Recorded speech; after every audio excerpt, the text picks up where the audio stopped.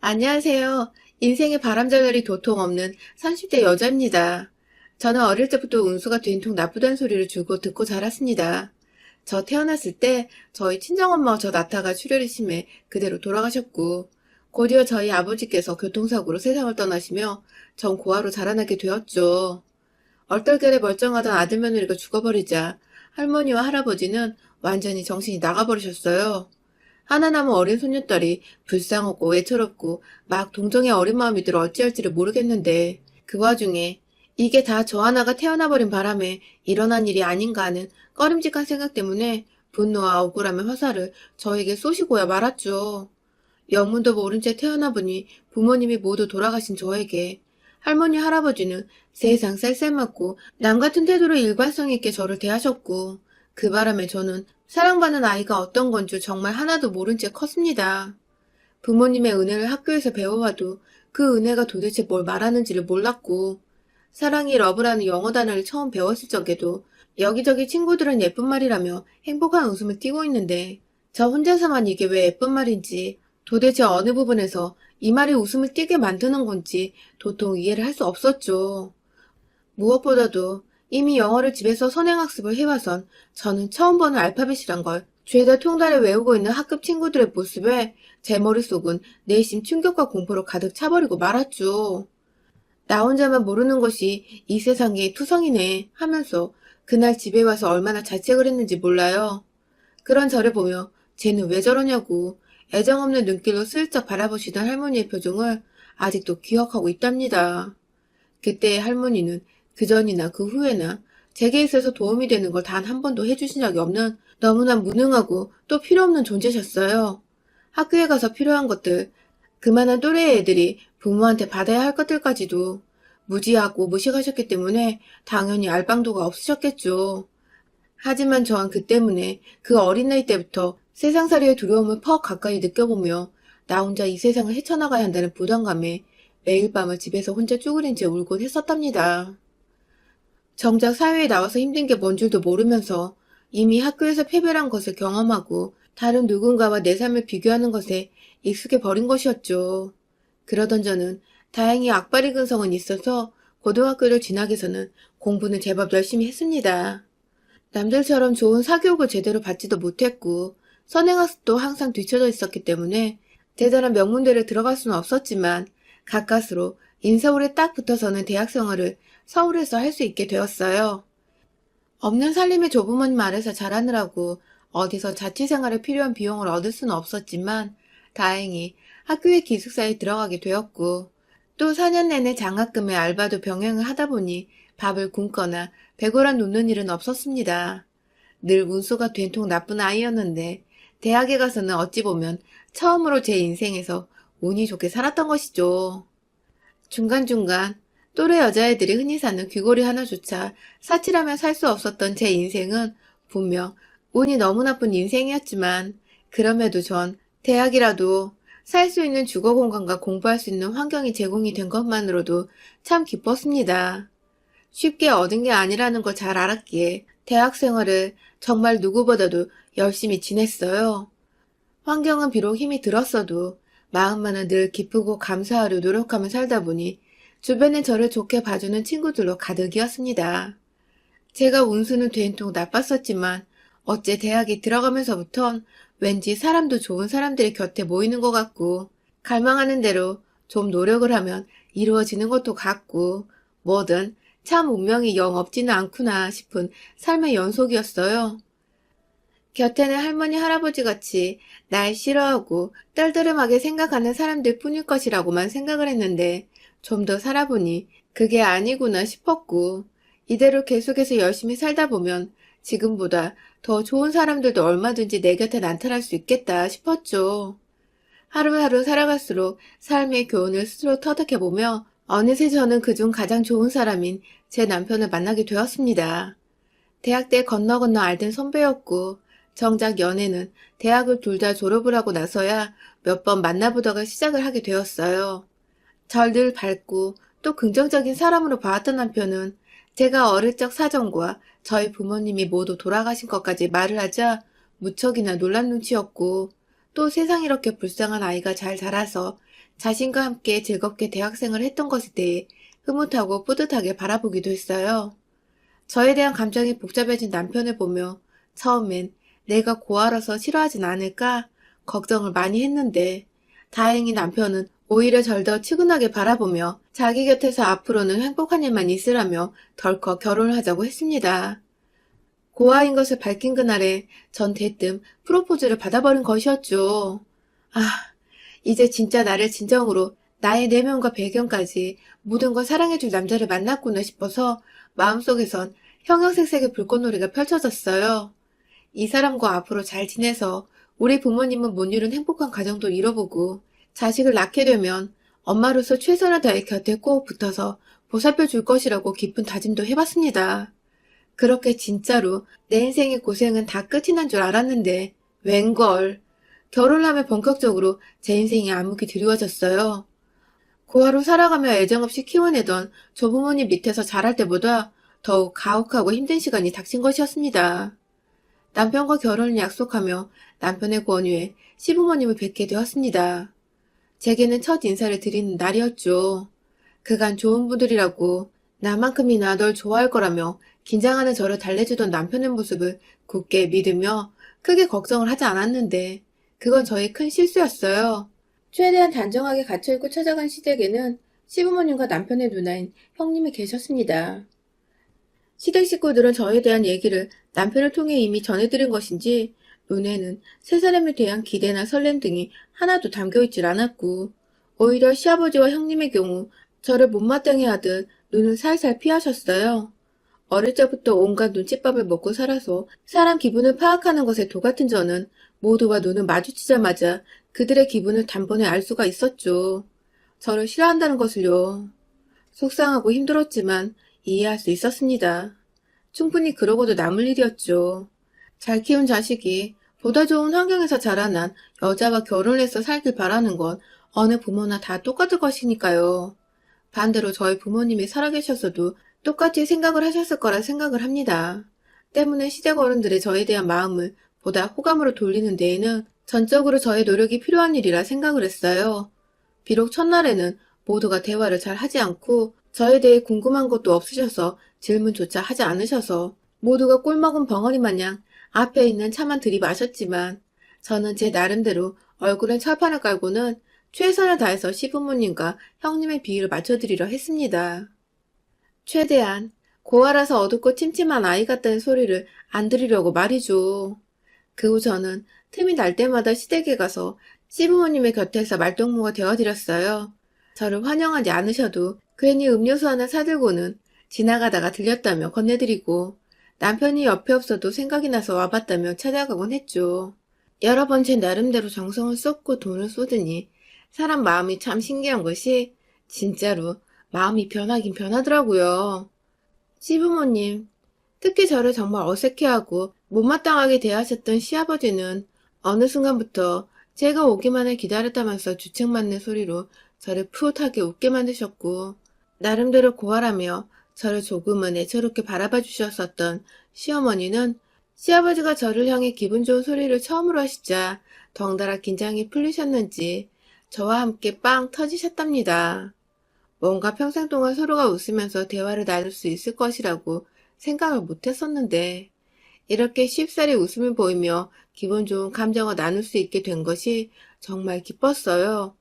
결국 이렇게 될 것을 그간 마음 쪼이고 마음고생했던 것이 괜히 씁쓸하고 눈물이 났지만 동시에 저에게 마음을 열어준 시부모님께 정말 감사드렸고 진짜 잘해드려야겠다는 생각을 했죠.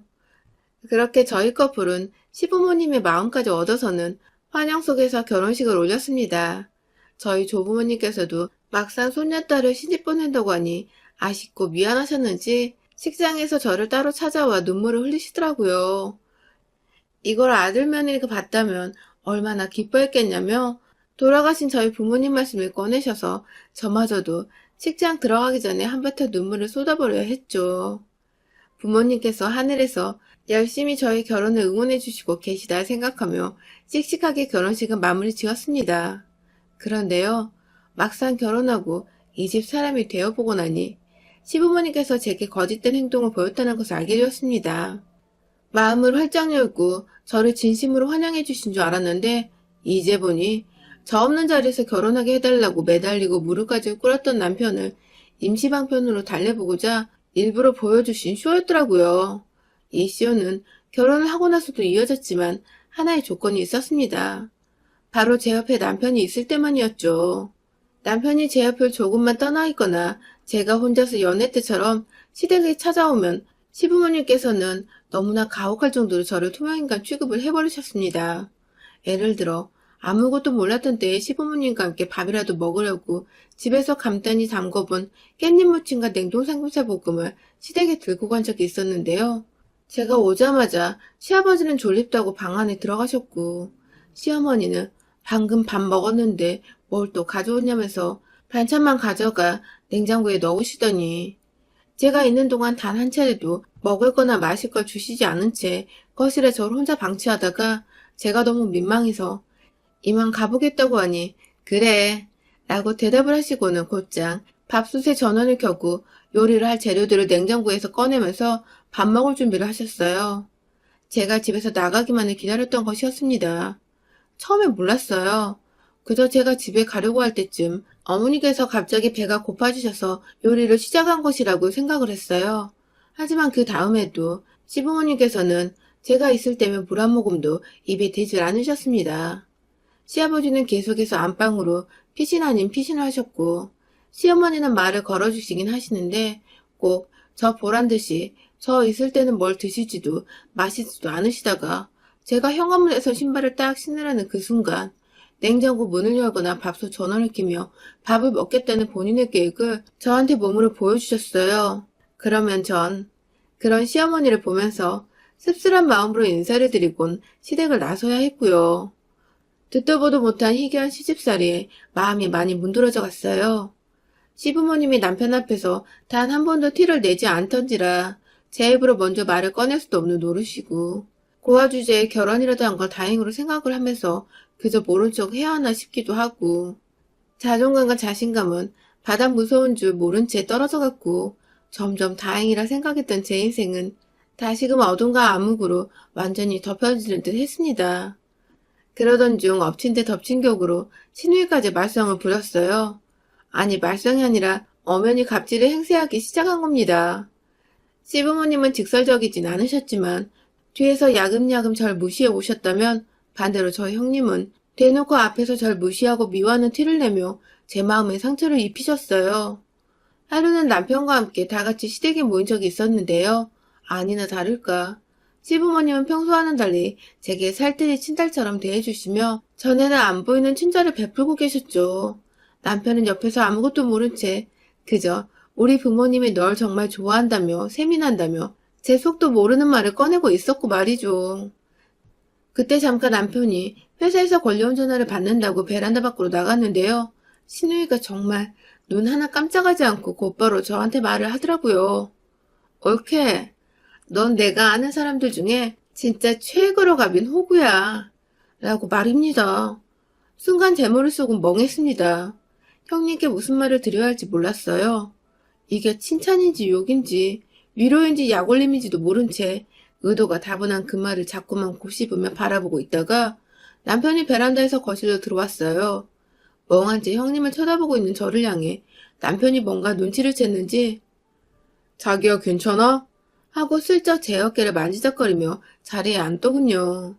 그 바람에 전 잠깐 남편에게 기댈 뻔도 했는데 이윽고 시어머니께서 제게 아가 피곤한 것 같은데 이제 그만 집에 가 하고 세상 따뜻한 말씀을 건네주시는 척 하시는 바람에 저도 집에 가라고 하시니 거절할 이유가 없어서 당장에 알겠다고 말씀을 드리고는 자리를 박차 일어났습니다. 정말 집에 가는 내내 남편이 말을 거는데도 답할 힘이 하나도 없었네요. 시댁 식구들이 미우니 남편도 미워지고 옆에서 아무것도 모른 채 그저 시댁 식구들과 제가 잘 지내는 줄로만 알고 있는 이 답답한 사람이 갑자기 막 원망스럽기까지 했어요. 이런 식으로 신우이는 저한테 하고자 하는 말을 숨기지 않고 혹은 애둘러 굳이 말을 꺼내 제 기분을 나쁘게 만들곤 했습니다. 호구라는 말은 아주 약가였고요. 시어머니가 저를 또 무시하는 행동을 하시는 걸 옆에서 보고 있다가 달려나와서는 굳이 또 지나가다가 저를 향해 우리 올케는 화도 못 내는 등신도 아니고 왜 그러고 살아? 하면서 실실 쪼개며 웃기도 했어요. 자기 엄마한테 말대꾸 한번 못하고 사는 게 안타까웠으면 올케한테 너무한 게 아니냐고 자기 엄마한테 따지거나 좀 바로잡으려고 해야 할 텐데 한편이 되어서는 저를 향해 기분 나쁜 말들을 던지며 제 감정을 완전히 쓰레기통처럼 만들어버렸죠. 호구의 등신, 진짜 별별 소리를 다 듣고 산다며 제 자신이 얼마나 처량하고 불쌍해 보이는지. 차라리 결혼을 안 하고 조부모님 아래에서 무관심 속에서 살던 때가 훨 낫다는 생각까지 들어버렸다니까요. 거의 이혼을 하겠다고. 이대로는 도저히 못 살겠으니 이혼을 해버려야겠다며 마음을 점점 굳혀가던 그때 그만 우리 시누이가 다시 한번 저를 제대로 건드리고 말았습니다. 이번에는 제법 큰 시누이와의 마찰이자 시댁 식구들을 향한 저의 진짜 선전포고가 시작되고야 말았죠. 그날도 평소처럼 멋모르고 남편을 데리고 시댁에 갔어요. 김장철이라고 해서 김장을 다 같이 하자며 불러내시는 바람에 저는 또 시누이가 말한 대로 등신처럼 남편과 함께 시댁을 찾았죠. 어머님이 시키신 대로 몇 가지 집에 없는 재료들도 사다가 제 고무장갑까지 챙겨서는 시댁에 갔어요. 거실 한가운데에 떡하니 김장할 대야들이 널브러져 있었고 저는 도착하자마자 쭈그려 앉아서 김장을 담그기 시작했죠. 물론 옆에서 남편도 저를 도와주겠다며 함께 팔을 걷고 나서서 시어머니는 절대로 그걸 원치 않으셨지만 결국 남편도 함께 김장을 했습니다. 그런데 한창 김장을 잘 하다가 남편이 그만 김치 속이 묻은 고무장갑으로 무의식중에 눈을 비비는 바람에 눈에 김치 속이 들어가 버렸는데요. 따갑다고 난리가 난 남편을 데리고 저는 급하게 화장실에 가 눈을 닦이고 제가 렌즈 낄 때 자주 사용하는 인공 눈물을 넣고 아주 난리를 피웠죠. 그러다가 남편이 좀 진정이 되어가는 것 같아서 다행이다며 앞에서 걱정어린 눈으로 바라보고 있는데 뒤에서 시누이가 참다 못 참겠는 듯 말을 꺼내더라고요. 옳게 주접 떠지 말고 넌 이제 와 하고 말이죠. 순간 제가 뭘 잘못 들은 줄 알았어요. 주접 떨지 말라는 말이 무슨 행동을 보고 한 말인지 너무 이해가 안 가서 저도 모르게 어이가 없어 돌아버리겠다는 눈빛으로 시누이를 뒤돌아 쳐다봤죠. 그러자 시누이는 제 표정을 보고는 왜 누나를 그렇게 떠? 하면서 김장을 담그다 말고 자리에서 일어나 곧장 저에게 달려들 것처럼 씩씩거리며 절 노려봤죠. 그 상황을 눈 감고 있던 남편도 이상했는지 눈을 떠 쳐다보다가 시누이의 표정이 기겁을 하면서 화장실에서 나와 말을 왜 그렇게 해? 하며 시누이한테 대들었고요. 순식간에 일어난 일이었어요. 평소 시누이가 말을 너무 거칠게 해서 아슬아슬 하긴 했지만 오늘은 미처 남동생이 제 뒤에 있었는데도 입버릇이 먼저 튀어나와 버렸는지 평소처럼 싼 말투를 뱉어내었고 그 바람에 남편도 자기 누나 성격을 평소에 알긴 알고 있었는지 왜 자기 마누라한테 그따위로 말을 하냐며 화가 단단히 나버렸죠. 옆에서 시어머니는 가만히 계시면 될 것을 굳이 아들의 화를 가라앉히겠다며 어머 아가야 미안하다. 내가 딸을 잘못 키웠어. 하면서 세상 불쌍하고 염치 없는 듯 표정을 지어 보이셨고요. 제 눈엔 말을 함부로 한 시누이나 평소 같지 않게 제 앞에서 착한 척을 하시는 시어머니나 둘 다 아주 똑같은 인간 말종들이었어요. 제 앞에 서서 저를 대신해 시누이와 설전을 벌이고 있는 남편의 뒤에서 나지막히 말했습니다. 너네 누나나 엄마나 다 똑같은 것들이야. 라고 말이죠. 순간 섬뜩했는지 남편은 놀라며 저를 뒤돌아 쳐다봤고 저는 그런 남편을 보며 흐르는 눈물을 주체할 수 없었지만 그냥 내버려 뒀어요. 그러면 남편이 더욱 절 믿어주고 절 더 가엽게 여길 것 같았거든요. 우는 와이프를 보며 남편은 더욱 흥분을 했고 무슨 일이 있었던 거냐고 저를 향해 말해달라고 하는데 그런 남편에게 그간 있었던 일에 대해 설명을 했어요. 집에서 꾸준히 시부모님께 투명인간 취급을 받았던 것, 내 앞에서 나와 밥 먹기 싫은 티를 팍팍 내셨던 시어머니, 그리고 그런 날을 비꼬고 웃은 것도 모자라 오늘은 주접떨지 말란 소리까지 내뱉은 형님. 모든 걸 말하자 남편은 어느새 손에 주먹을 꽉 쥔 채 바로 누구 하나 때릴 것처럼 으르렁거리며 시댁 식구들을 번갈아 쳐다보기 시작했어요. 그리고 막 남편이 미친 거냐며 소리를 꽥 지르고 시댁 식구들한테 다가가려는 걸 제가 뒤에서 붙잡았고 내일은 내가 해결해. 라는 딱 한마디 문장을 내뱉고는 곧장 김치 속에 담겨진 대야로 빠르게 걸어갔어요. 그리고는 제 손 더럽히기 싫다며 고무장갑까지 완벽하게 껴서는 제가 도대체 뭘 하는 건지 영문도 모른 채 지켜보는 신우이를 향해 김치 속을 퍽퍽 똥푸듯이 퍼서 격렬하게 던져버렸죠. 진짜 손 하나에 철푸덕하고 담기는 김치 속을 들어올리자 마늘 냄새에 지독한 새우젓 향까지 막 퍼졌는데 그걸 그대로 코앞에 있던 신우이의 얼굴에 퍼부어버렸고 너무 세게 던졌는지 왠지 제 손에 신우이의 콧대가 짓눌려지는 게 느껴지는 기분이기도 했습니다. 난리가 나버린 신우이는 눈 안에 들어간 빨간 고춧가루부터 해결하겠다고 부엌 싱크대에 얼굴을 쳐박고는 물을 맞느라 정신이 없었고 옆에서 입을 떡 하고 벌린 채 서 있던 시어머니는 제가 이내 한 손을 들어올리자 완전히 쫄아서는 자기 두 손으로 얼굴을 막으며 제자리에 주저앉았어요. 완전히 저한테 쫄은 것이죠. 그런 시어머니의 머리 위에서 저는 최대한 우더르는 공경하겠다는 마음으로 가볍게 고무장갑을 수차례 털어주었습니다. 그 바람에 김치 속 파편 같은 것들이 뭉퉁그려 시어머니 머리 위와 등 곳곳에 흐트러져 떨어졌고 뒤에서 시아버지는 마지막은 본인이라 생각하신 건지 어느새 베란다 밖으로 도망가셔서는 춥다고 벌벌 떨고 계셨어요. 집안에서 뜨뜻하게 혼자 소파에 누워 TV를 보시느라 맨발의 얇은 네이 차림이셨는데 그 꼬라지 그대로 베란다 밖에 나가신 바람에 살얼음 같은 추위를 감당하셔야 했던 것이죠. 그날 남편의 손에 이끌려 집에 도착해 오랜만에 편안한 잠을 청했습니다. 뜨뜻한 침대 위에서 남편이 건네주는 차 한 잔을 마시며 그 어느 때보다 심신이 안정된 상태로 잠이 들었죠. 속에 담아두면 천불이 나고 결국 이렇게 터져버리는데 전 그간 왜 그렇게 정말 신우의 말처럼 호구처럼 당하고만 살았나 싶더군요. 씁쓸한 제 마음을 달래려는 듯 남편은 여전히 제 옆에 꼭 붙어서는 누가 자기 시댁 식구들처럼 또 남몰래 시비를 걸며 괴롭힐까 싶어 아주 보디가드처럼 제 주변을 따라다니고 있어요. 시댁을 떨어뜨려 놓고 보니 남편 하나만 남았는데 이제야 다시 제 인생에 좋은 운수가 찾아온 것만 같습니다. 이 운수를 놓치고 싶지 않으니 남편의 사랑만을 먹고 살며 이제는 진짜로 좀 행복해져 보려고 해요. 여러분의 생각은 댓글로 남겨주세요. 오늘도 시청해주셔서 정말 감사합니다.